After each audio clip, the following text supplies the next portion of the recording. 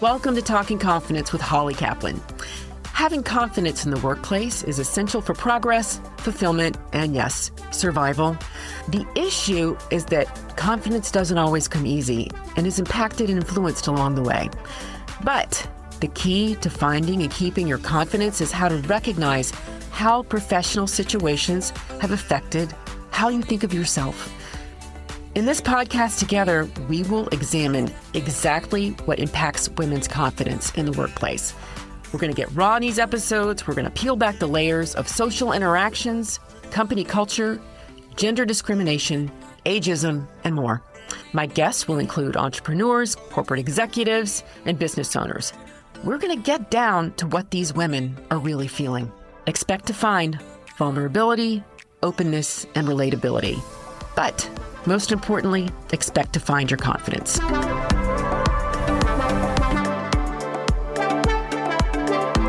We all have one life to live, and it's a short amount of time. Because of that, have you ever stopped to think about what your purpose is? What are you supposed to be doing with the short amount of time that we have on this earth? And I don't mean as an accountant, attorney, or a teacher. I mean your purpose that transcends our daily standard functions. I'll give you some examples. Is it to help others? Is it to heal others? Or is it to make meaningful connections? And how does that purpose impact those around us in this lifetime? And even for those who come after us, leaving a legacy that's memorable. Well, my guest today, Dr. Cheryl Haseeb, has certainly found her purpose and knows how to share it and give it. Think confidence, elevation, and passion. In this conversation, you will hear how these three attributes have impacted how she approaches her life, family, and career. Please be sure to listen through to the end of this episode so you can hear my tips on confidence, purpose, and how to share it with others. First, here's more on Dr. Haseeb. Dr. Cheryl Haseeb is the owner of Pura Medical Aesthetics in Houston, Texas. Driven by her commitment to excellence, Dr. Cheryl has established ANI, that's the Aesthetic Nation Institute, where she passionately trains and mentors future aesthetic entrepreneurs, paving the way for a new generation. She is an esteemed aesthetic trainer and brings a welcome knowledge and experience to the field with a passion for beauty and commitment to excellence. As a dedicated trainer, she possesses a unique ability to educate and inspire others, imparting her skills and insights with clarity and enthusiasm. She brings a customized approach that includes business and marketing coaching to ensure providers and business owners can scale their practices. Her unwavering dedication, combined with her natural talent for instruction, makes her a sought-after resource in the industry, trusted by students and colleagues alike. Dr. Cheryl resides in Houston, Texas, and is wife to Omar and mom to three great kids, Lane, Landon, and Zane. Oh my God, you're here in front of me. I'm so excited to have you here for this conversation today. A quick flight up from Houston. I'm so glad to be here. I know. We just said the bus in the sky. Bus in the sky. Houston to Dallas, Southwest is never a bad thing. No, it was easy. When you ask, it was an absolute yes. Oh, thank you. Well, I'm glad we found the time, especially with your schedule, Me too. to be here to do this with me. And we have so much to talk about. We do. We have a lot to discuss today. We do. Okay. I always start my interviews or conversations with, how do we know each other? How did you and I meet? Do you want to take that or you want me to? I think this is a synergistic answer. I've known about you for a while in Mertz. I heard all the raves before meeting you because you do. I mean, you have a tendency to drive a really good team. Oh, thank you. And that's a quality that I admire so much because I mirror that in my work. Mm-hmm. So when I heard about you and it's all great things, not only from your team, but from your upper management too. Wow. So that was awfully nice. I hope they Yeah. weren't drinking that day or something. I don't think they were. It's too early. It's still on the clock. So who knows though? Okay, so maybe it was really. Oh, Who knows? Thank you. But your reputation does precede you. And I think that you mirror a lot of qualities that I admire and that I try to as well. And it's that confidence, being a leader and having people discover that. So when I found out about your podcast, I was absolutely signing up. Please have me as a guest. You are so nice. And you can come back next week and the week after that, and we can continue to have this conversation. Well, I've enjoyed getting to work with you because you are a key opinion leader for our company, but you've also become my friend. So I'm grateful that you made the trip and that you're here with me. And we have a lot to talk about today that really highlights who you are and what you are all about, which is why you're here, because you have a lot to share. But I also want the listeners to really get to know about you. Where are you from? Tell us about you and your family and all those things. I'm originally from a small town in Arkansas. It's called Pocahontas, Arkansas. Oh. It's a population of 4,000. Oh. So I'm truly a country girl. Nobody would ever probably know that. I've lost the accent along the way on the trip down. But still, going back recently to my hometown, it really brought up a lot of feelings of that nostalgia and going back to my roots, who I am. And I grew up in Arkansas, moved down to Houston. I've been a Houstonian for the last 22 years. It's been a significant amount of time that I've been there. Lane was born, my oldest was born in Arkansas. So he's an Arkansan, as we say. But the other two, Landon and Zane, are true Texans. Oh. So I'm a true Houstonian at heart. Oh, I love Houston. Just side note. I do. I think it's a great town. I love Houston in the fall, in the winter, in the spring. Uh-huh. It's okay in the summer. July, maybe not so much. Not so much. We were just talking about bad hair days. We were. That happens in Houston. It does. From the door to the car. Yeah, it does. I'm like, why did I even blow dry my hair today? I'm not really even sure about that. Enough of humidity. I digress. Okay, so now we know about you and your family and your kids and where you come from. Tell us about your professional evolution. Sure. And I can't leave out my family without my best friend, my husband, Omar Haseeb. Yes. So he is truly my best friend and the father of my children. He is that person that is my biggest cheerleader. So when we end on family, I definitely want to highlight who my rock is and who gives me that confidence on those days that I say, okay, I'm done. No more. I'm done. And he's like, you're not done. You just need a nap. You just need a nap and reset your brain. I say my brain's like a computer. It resets and reboots and then we go on again. Yeah. So I can't leave him out of that picture because he's such a pivotal part. He is my rock. He knows you. He knows you. Me. I love the advice. You need a nap. He does. He's the complete opposite of me, which is wonderful. I am fiery and energetic, and he is the calm tranquility to my chaos. Yes. Which is exactly what I need. Yes. Because in those moments, he reminds me, hey, don't forget to breathe, and it's all going to pass. We all need someone like that in our lives. We do. It keeps you grounded. I mean, we've been married going on 18 years. Oh, my gosh. Yeah. Wow. 18 years. Congratulations. Thank you. Oh, it's a long time. It is a long time. And even today, I can say that he's still my best friend. He is that person I call the first thing in the morning. He is the last thought before I go to sleep. It's the person that completes me. He's my penguin. Oh, I love Omar. Yeah, I need to meet this man when I come down to Houston. Omar. Okay, he's really nice. Okay, good. I believe you. We're going to go to dinner. I promise. We're going to go to dinner. I'll always find a way that we can work food into it. I know. That's not a bad thing. It's not. Like after this today, we're going to have food. Yes, we're going to go eat. Okay, tell me about your professional evolution. Sure. Tell me about you. So my background, I'm a true entrepreneur. I have been an entrepreneur even before my nursing career. My nursing career was something after my first marriage. I was divorced, and I'm a caregiver. That's truly what I am. That is my love language to give. And I had always had the passion to be a nurse. It just got diverted with life. After I got divorced around 27, I went back to college. And I got my nursing degree. Oh, good for you. I got my nursing degree and then went into critical care. So I was a critical care nurse for almost 13 years, about 12 and a half years. And really, it was something that I was so passionate about. I went as I was a critical care nurse and got my doctorate of nursing practice. My goal was to go up in the C-suite.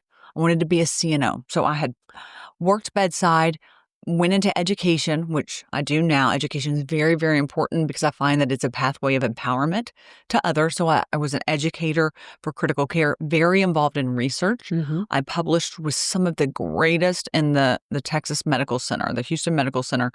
They were phenomenal in their arena. And I was so privileged to be able to publish with them. Petra Grammy, Dr. Reddy.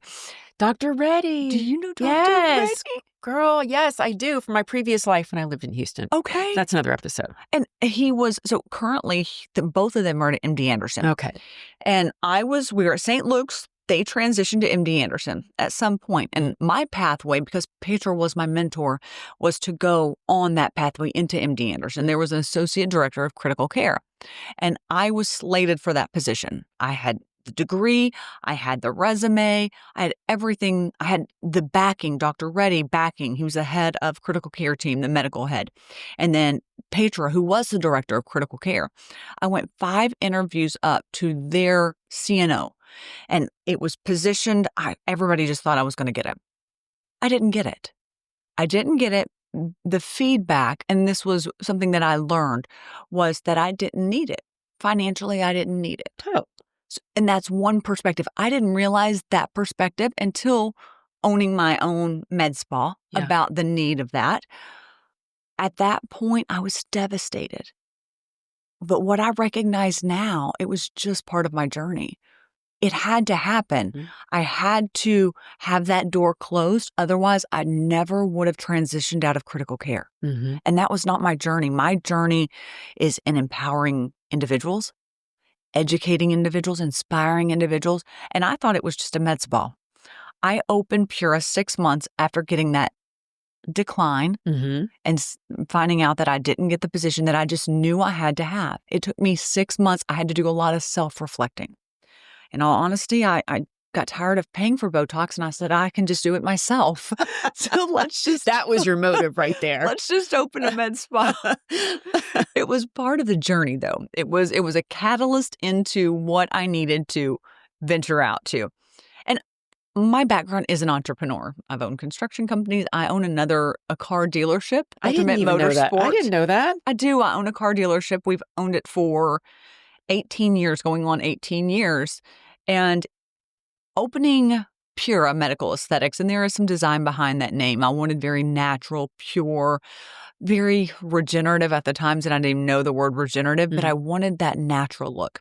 So opened it, and we've had Pura. I've owned Pura for 6 years now, and it has evolved in such a form. Initially, it was a one room, myself running it. I was everything, the front desk, the social media, everything. The housekeeper, you're everything. You're the janitor, you're all of it. You're all of it. And I found so much passion when I started engaging with people. You know, I could take care of the sickest of the sick in critical care. And I did some of the highest acuity patients. Going and transitioning into aesthetics, at first I thought, superficial beauty. It is so much more than that. Oh, yeah.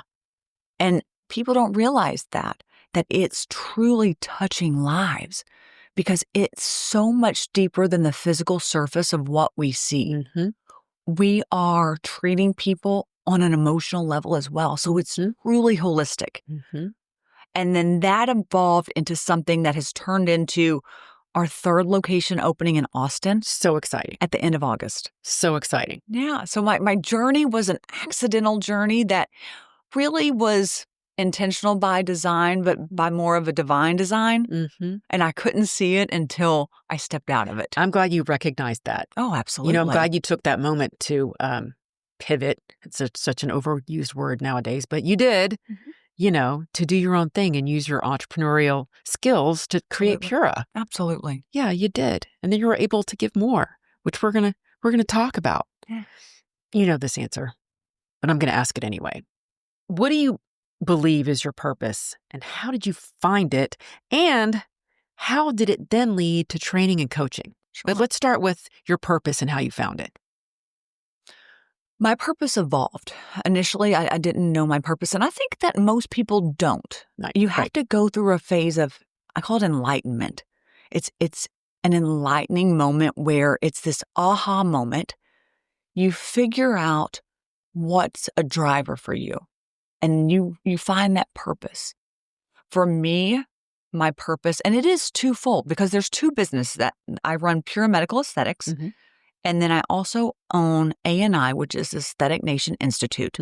And their purpose, even though they're two separate companies, it's truly one pathway because it's about empowering others, helping people find their own purpose. I love that. And that's what my purpose is to inspire others, to remove barriers, break down the gatekeeping ideology of this hoarding of knowledge. I come from a place of abundance, and that's what's different. If that mind shift occurs, I have enough. I am going to cheer you on because I have enough in my glass. And you're confident in that. I am so confident in that, and I hope to instill that in others.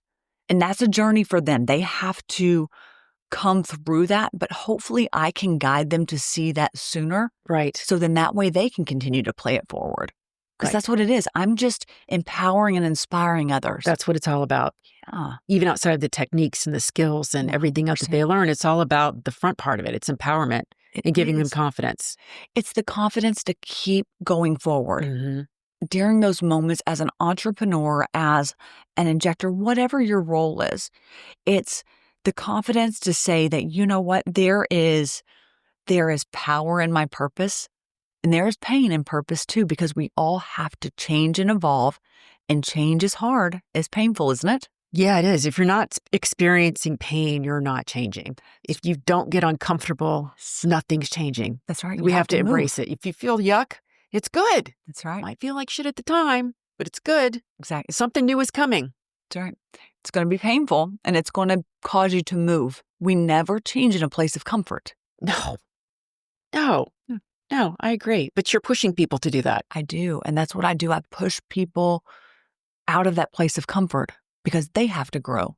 And we have to see that there's something bigger and better in that process. Right. And it makes them a better professional all the way around. Absolutely. And that's my job as a leader. Yes, it is. And you are definitely a leader, an amazing leader, I must say. You kind of answered this, but I want to go into this anyway. And that is, why is it important to you to help improve other people's confidence and what drives you to be that person for them? And you've touched on that, but is there a personal experience you could share around that? Yeah, absolutely. My first entry into aesthetics, it wasn't easy. And I think many others can echo this as well. Going into aesthetics, I call aesthetics the ugly industry. It's an industry of beauty, which is an oxymoron because it has a tendency to have an ugly side. My initial entry into it was ugly. People did not want to share. There were leaders that I would reach out to that I looked up to. Yeah. They weren't nice. It wasn't the feeling or the persona that was portrayed. And it came from that gatekeeping mentality. This mentality that if I hoard this, then I'm going to have more. And that went against everything that I've ever believed. I'm from team sports. I believe in a team unit. Right. So that was something that didn't really sit well with me. So there was a pivotal moment I've talked about during presentations at Raise. I've talked about this when I was on stage at a big meeting. I was on stage with 3 other industry leaders. I was not met with a warm welcome. I was ostracized slightly as well in the group. And it was because I was unknown. In all fairness, it wasn't because I was mean or unapproachable. I was unknown. There was nothing that was perceived that I could contribute to it. But that feeling, that exact moment was my changing moment. It was a place of pain and I was uncomfortable. Yeah. But I stepped on that stage and I shined. I turned on, my light turned on, and I made a promise to myself at that moment I would never make anybody else feel the way I felt. Good for you. And that was almost 3 years ago. I think 2.5 years ago. And look where you are now, sister. Look where I am now. And I share people that story because I said, I will never be that person to make you feel unwelcome. Right. Good for you. And I just want to go back to those other individuals that were on the stage and the gatekeepers in this whole situation. That is all driven by ego. Let's just call it what it is. Yeah. And fear. And that is why they tend to act that way. It's not about you. No, it's not. It's about the other individuals. So I'm glad that you were able to shine in all of that. And recognize it. And give a voice to it, because some people would be discouraged by it. I was nobody. I was a small new injector coming that I had an opportunity to share my voice. Right. There are many others that might take that and throw the towel in. Oh, yeah. And I do not want people to feel like that. No. Those one individuals, they will not change the trajectory of others. They shouldn't. No. They shouldn't be in that, because that's a leader. I think this is also why people gravitate to you, because they do feel safe. You have a way of making people feel safe, because I've seen you in action, and that's why they, lean to you, because they're like, Cheryl's going to help me feel emotionally fulfilled also while I go through this process. Absolutely. So that's a lot to be said for your personality and your style. So let's go to the trainees. Let's go to them. What challenges do you see that they face that hold them back? And how do you help them work through those moments? Like the people you're training might just feel insecure or might have limiting beliefs. How do you help them work through those situations? This is an actual thing that people go through. New injectors, even novice injectors, advanced injectors. I think at some point we all struggle with imposter syndrome. Yeah. I mean, this was something even myself I struggled with. Why do I deserve a place? Am I enough? Mm-hmm. And it makes you question your worth. Mm-hmm. I recognize that, and I give it a voice, and I say, this is a thing. We're going to talk about it. We're going to call it out, and we're going to overcome this, because don't feed it. It has no validity in our vocabulary at all. And everybody goes through this. So how we overcome that is we give a voice to it. We give a name to it. We call it what it is. And we work through that. It's something that we work through. Okay. Even myself, that imposter syndrome, it can be a real thing, and it's a driver. It causes you to question your worth, your place at the table. Yes. And I think as a leader, and a leader is not defined by a title. It's defined by actions. Right. How you describe me carrying myself, that is something that means so much to me, because that is exactly what I want to portray. And I want these new injectors to feel confident. Yes. Feel safe. And the first thing that I allow them to do is feel safe with me. This is a place. This is not a punitive place. We all started somewhere. Yes. In aesthetics, we all started somewhere. Aligning with people who want the best for you, that believe in you, that will be your cheerleader on those days that we're questioning why we're doing this. You have to choose who sits at your table. Don't have those that sit at your table that will drain you, that will pull from you, that will not feed you. As we get older, I think we start to reevaluate who's in our circle, who's at our table, because either they feed you or they take from you. And I'm too old for that shit. I can't do that anymore. The energy vampires. Yes. They're energy vampires. They are. They are. And we don't want to be around that anymore. I don't want to be around it. It's not healthy mentally, physically. None of it is. But it's hard because it becomes quantity over quality. Right. As I got older, and it was about 50 when it changed for me, I want quality. Yeah. I don't need to be surrounded by people that are the energy vampires. There was a quote recently that I read, be careful who you take to the top, because not everybody wants you to rise. Oh, that's a good one. That was a good one, because I thought, I really have to look at who's at my table. Yes. And at the actions around that too, because those are people that will feed the confidence in you, because even leaders need that. Oh, yeah. They need that. Absolutely. That validation that what we're doing is serving a purpose. Right. So instilling, I call it injecting confidence. When you talk. How ironic. How ironic. When you said confidence. Talking confidence, I thought, injecting confidence. I love it. So I'm injecting confidence in our trainees. So then that way they have a place to be vulnerable. Yeah. And a place of vulnerability is growth. Yes. So they will grow with me because they feel safe with me. Yeah. And they're excited about it. They don't feel threatened by it or worried about it or intimidated by it. They're just ready to roll. There's no ulterior motive behind it. It is true success. But I'm a resource as well. After our class is over, I am that continued resource. It's a nation. It is truly a nation that we're building, aesthetic nation. I know you are. I know. You have your own village. You're creating it all. We are. I'm voting for you for president. I'm just going to say that right now. Of the PTA. Right, exactly. With your injectors, you're working on their confidence. How do you feel when you see success with the people that you've trained? How does that make you feel? It's inspiring to me. So as I inspire others, people ask me, what inspires you? What feeds you? What fills your cup? The success of others. Because if somebody surpasses me, then I have done a hell of a job. It means that not only did I inspire them, but I gave them the skills, the tools to do it on their own. Yes. That is my driver, to see people succeed. And success is defined by many different variables, right? But success is happiness. Yes. It doesn't necessarily mean a bank account. It means fulfillment. Right. So that is what fills my cup and inspires me to see others truly thrive in an industry that can be difficult. Yes. Can be deterring. Yes. Yes, it can. Yes, it can. And it's such a growing industry. It is.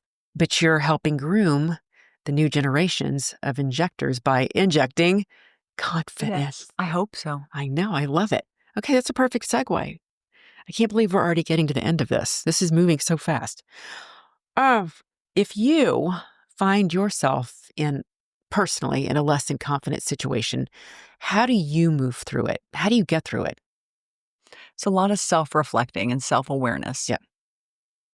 I think as I've gotten older, I have been able to truly, authentically reflect on areas of opportunities. I never say weaknesses. Yep. It's areas of opportunities. True. Because if I identify them, I can overcome them. And there are situations, I'm now finding it where my pathway is going more on a global level.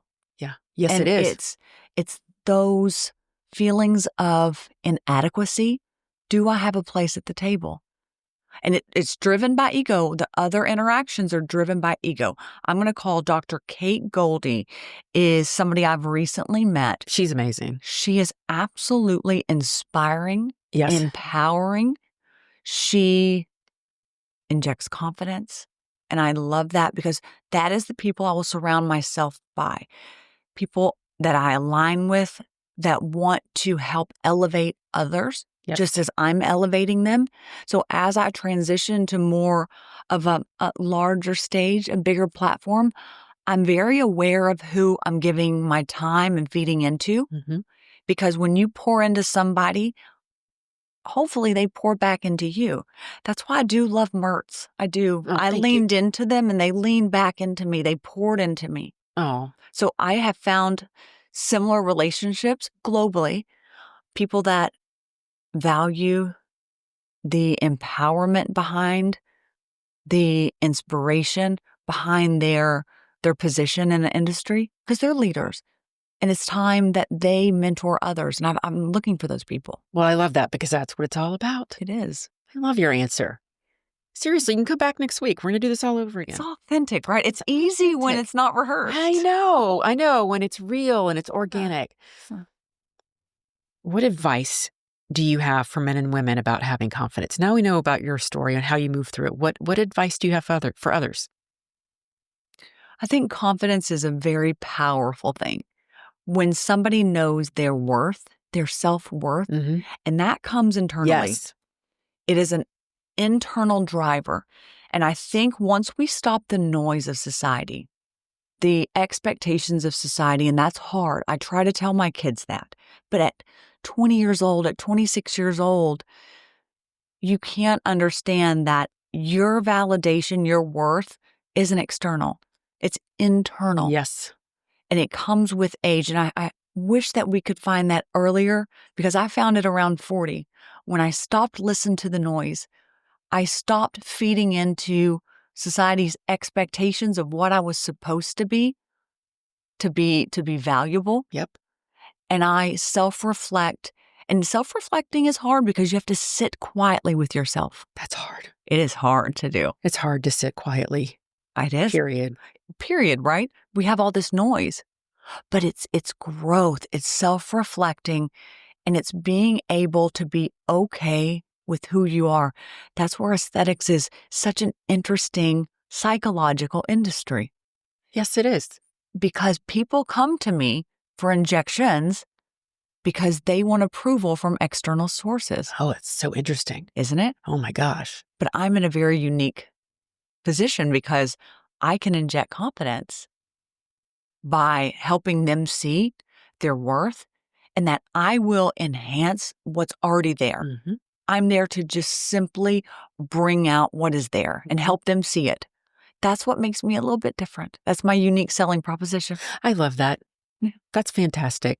I love that you're a leader and that you take such good care of the trainees and these injectors, and that you're helping them grow and learn and be a part of your village. I am. We are. We're truly changing a nation. Yes. Yes, you are, girl. Yes, you are. It's that mindset. Hands down. It is. I want to talk about how our listeners can get in touch with you, but you just told me something that I think we should talk about. That's about your book. Yes. Can you talk about your book, please? Absolutely. So my book is set to come out next spring.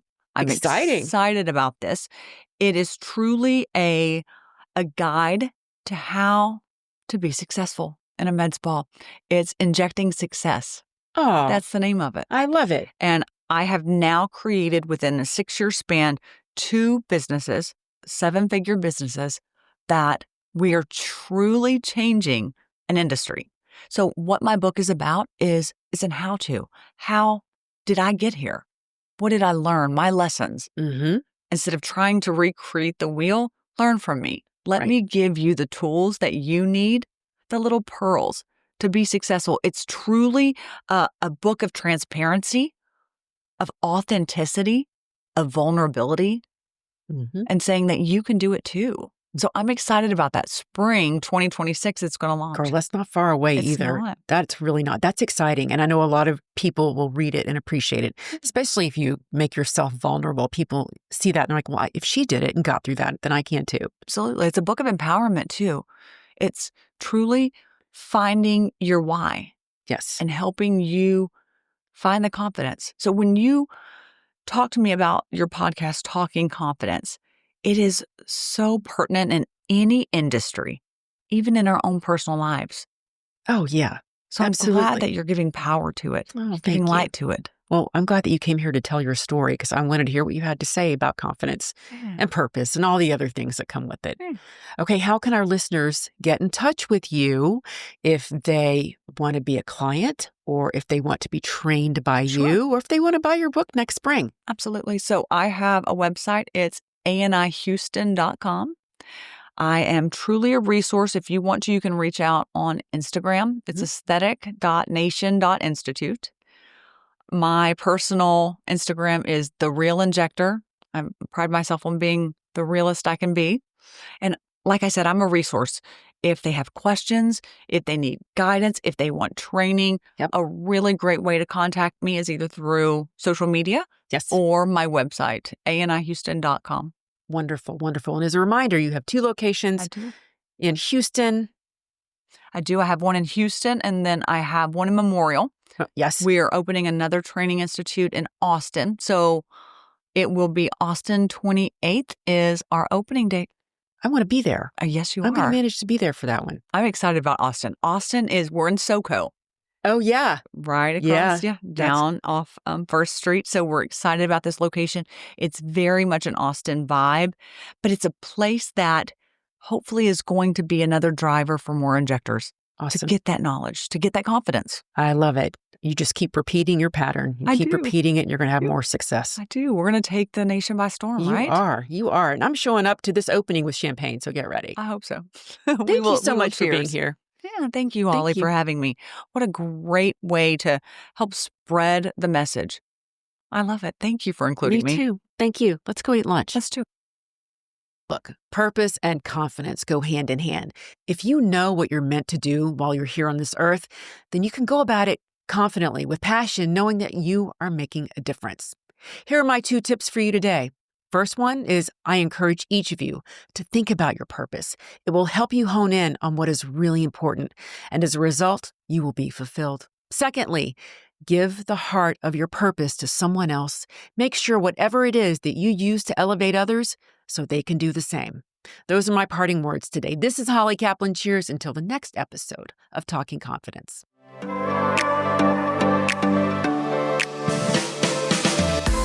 Thank you, Talking Confidence listeners, for joining me for this episode today. I hope it gave you something to think about. If you like this conversation, please leave us a review and share your thoughts. Thanks.